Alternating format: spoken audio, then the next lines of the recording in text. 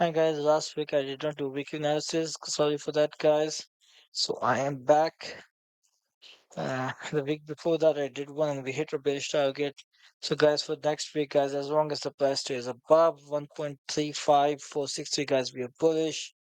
Price is already at our first target, so I would wait for some kind of pullback. And guys, my second target would be 1.37353.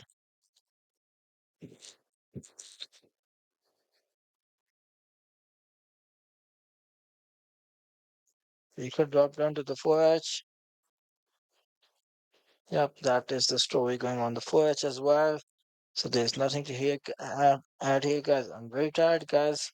I love you guys. Wishing you guys the best of luck. If you guys make a lot of money, and guys, if you break below 1.35463, guys, we will be going for 1.34484.